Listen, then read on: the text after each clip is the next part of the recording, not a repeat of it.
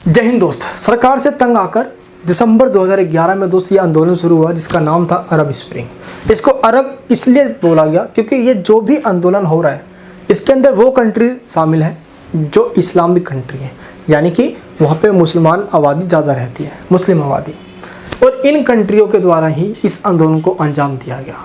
इसलिए इसको अरब स्प्रिंग्स के नाम से जाना जाता है।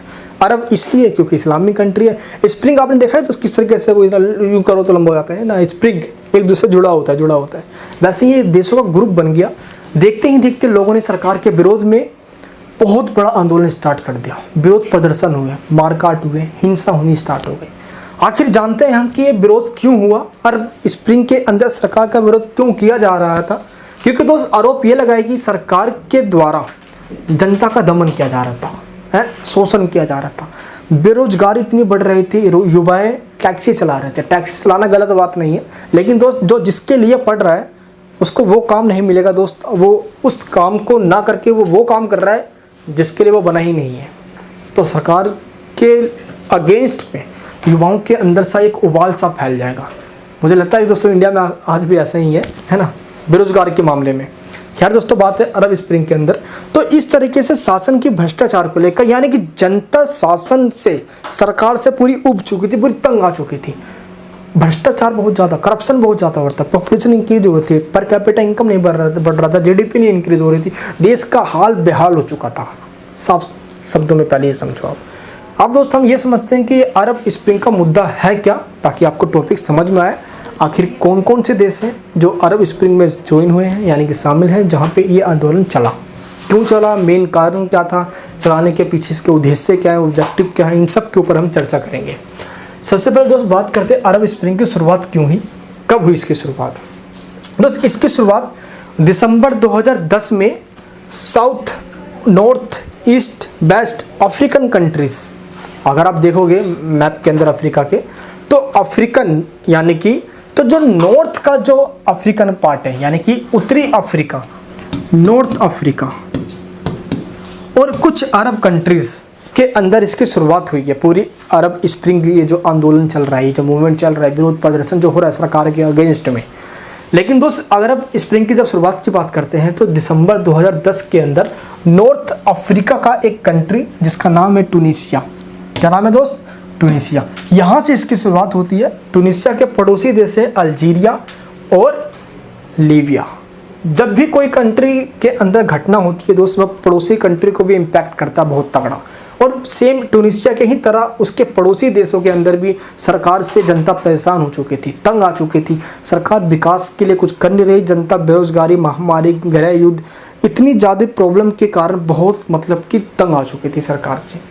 इसी के कारण दोस्त सीरिया, अल्जीरिया, लीबिया, इजिप्ट यानी कि मिस्र कहते हैं इजिप्ट को, बहरीन, और साथ ही दोस्त Morocco, Iraq, Algeria and Jordan, इन देशों के अंदर भी देखते ही देखते दोस्तों सरकार के अगेंस्ट में क्या हुआ, विरोध प्रदर्शन, धरने प्रदर्शन, हड़तालें, हिंसा, मारकाट होनी स्टार्ट हो गए। लीबिया भी दोस्तों इसमें शामिल है, ये ध्यान रखना आप सभी को। साथ ही दोस्तों सूडान भी इसमें शामिल है, लेबनान भी शामिल है, कुवैत में दोस्त, कुवैत भी इसमें शामिल है। जो भी बता रहा हूँ दोस्त सब के सब मॉडर्न कंट्री है।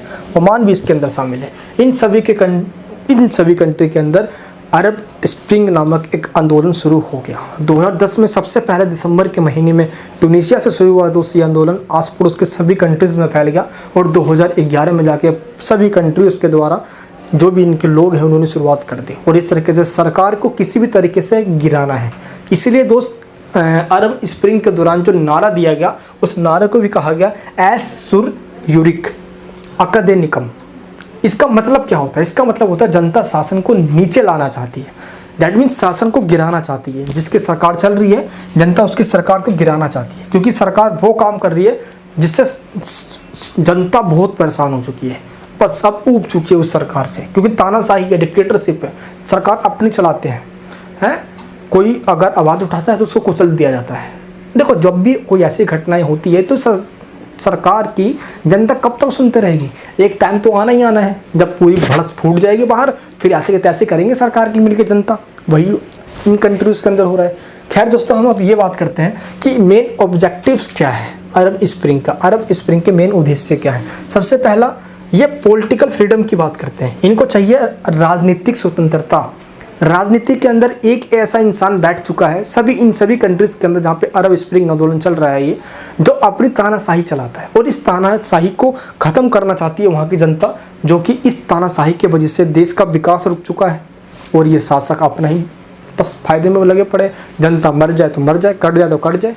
सेकंड दोस्तों पॉइंट है स्टैंडर्ड ऑफ लिविंग, यानी कि सेकंड पॉइंट के अंदर अरब स्प्रिंग के देशों के अंदर जहाँ पे ये मूवमेंट चल रहा था, उस कंट्री के अंदर हुआ ये कि वहाँ का जो जीवन स्तर है, लोगों का स्टैंडर्ड ऑफ लिविंग बहुत नीचे गिर चुका था। गरीबी, महामारी, बीमारी की वजह से लोगों का रहन सहन बहुत ख़राब हो चुका था। सरकार इस पर ध्यान नहीं दे रही थी, तो स्टैंडर्ड ऑफ लिविंग को ये ठीक करना चाहते हैं ताकि हेल्थ में, एजुकेशन में, डिफेंस में, लोगों का इंफ्रास्ट्रक्चर में, हेल्थ केयर में सुधार हो उसके अंदर। साथ ही दोस्त तीसरा पॉइंट है ये डेमोक्रेसी चाहते थे, ये अपने देश के अंदर लोकतंत्र चाहते थे। लेकिन अभी तक क्या है, एक नेता बन गया तो वो 40 साल तक, 42 साल तक, 30 साल तक, 50 साल तक एक ही बंदा शासन कर रहे हैं, तो भाई जनता क्या करेगी? इसमें तो जनता पागल हो जाएगी। वो डेमोक्रेसी लाना चाहते हैं, संविधान में सुधार चाहते हैं।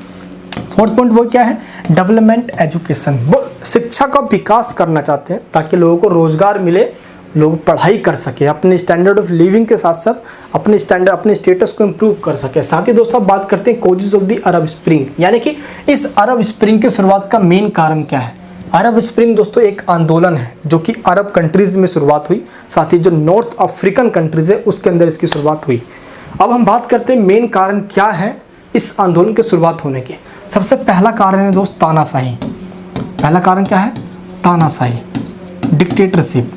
अरब स्प्रिंग उन देशों में जहाँ पे ये आंदोलन चला, उन देशों के अंदर एक ऐसा राजा जो देश का शासक बन गया है, चाहे राष्ट्रपति या प्रधानमंत्री, और वो जनता पे फुल तानाशाही कर रहा है, अपनी जोर जबरदस्ती कर रहा है, अपने कानून को इम्प्लीमेंट कर रहा है।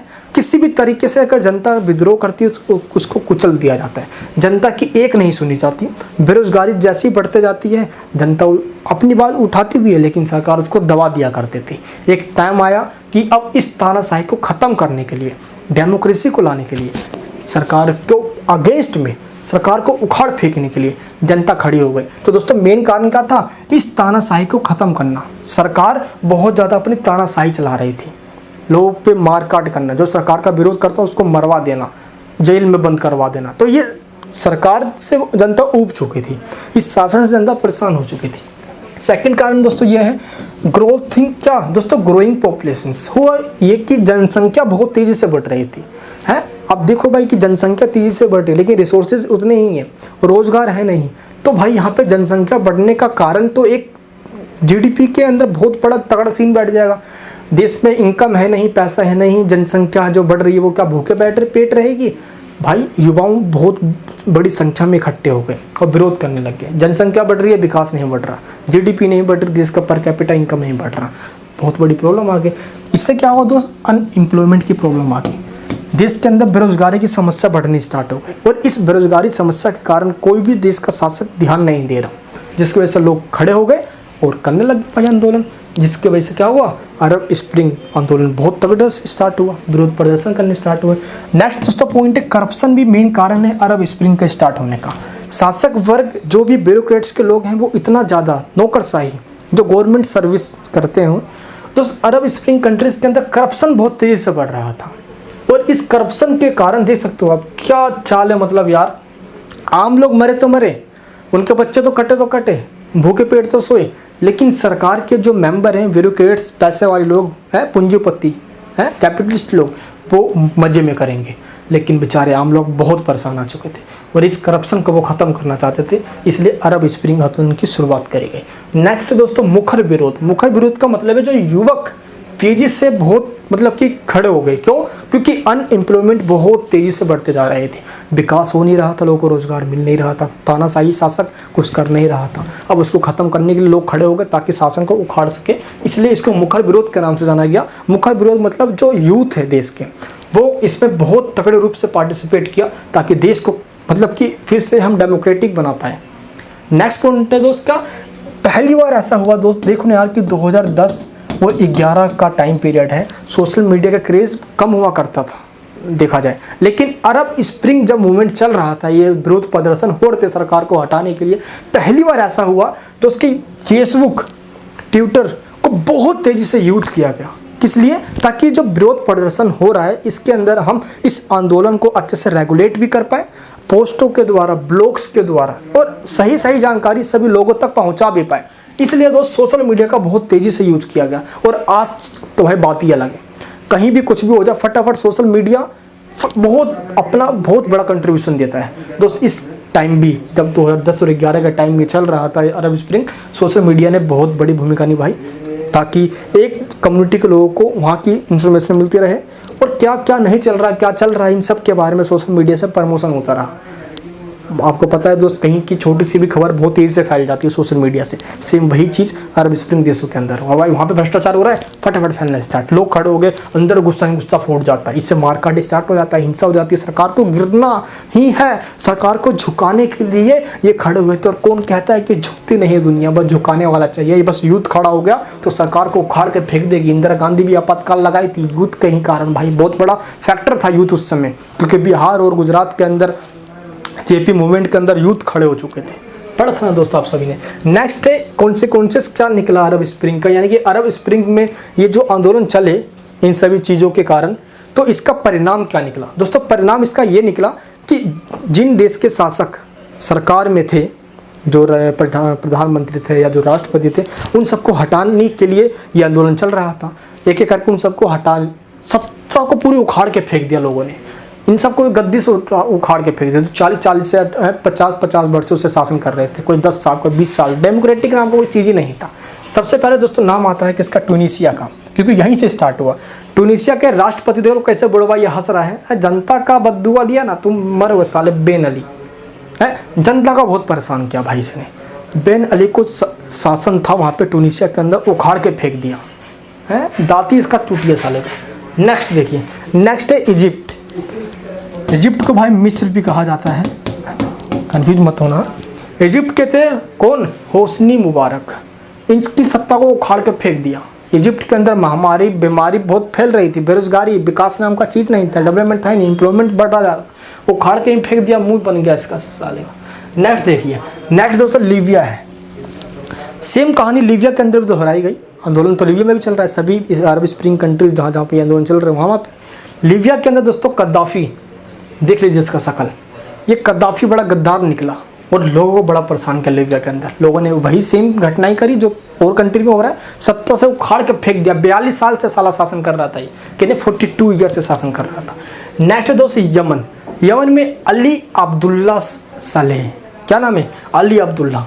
इसको भी देख लो भाई, जनता बड़ी परेशान था, इससे बहुत परेशान किया जनता को इसने। यमन का शासक था, उखाड़ के फेंक दिया इसका सरकार को जनता ने। देखो जनता, यूथ के पास बड़ी पावर है। नेक्स्ट देखो दोस्तों सीरिया है, बशर अल असद। सीरिया के थे दोस्त, इनको भी विरोध का सामना करना पड़ा, बहुत तगड़ा दोस्तों इनके अगेंस्ट में प्रोटेस्ट हुए। नेक्स्ट दोस्तों बहरीन है, जहाँ पे विद्रोह तो बहुत तेज़ी से हुआ, लेकिन इस विद्रोह को कुचल दिया गया, जिसमें सपोर्ट किया सऊदी अरब ने। सऊदी अरब ने सपोर्ट किया ताकि बहरीन में सरकार जो है वो चलती रहे, ये हुआ।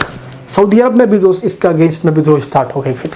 And Lebanon, Kuwait, Oman, Iraq, इन देशों के अंदर भी दोस्त बहुत तेज़ी से सरकार के अगेंस्ट में हैं विरोध प्रदर्शन होने स्टार्ट हो गए। यानी कि सरकार को हटाने के लिए अब आग सी लग गई लोगों के सीने में, क्योंकि अब शांत नहीं बैठना है। जब आंदोलन चल गया है तो इस तानाशाही से हमें मुक्ति चाहिए। जॉर्डन हो गया, मोरक्को हो गया, पैलेस्टीन हो गया, इन सभी देशों के अंदर दोस्त क्या हुआ, एक एक करके आंदोलन बहुत तेज़ी चलते रहे, बहुत तेज़ी चलते रहे।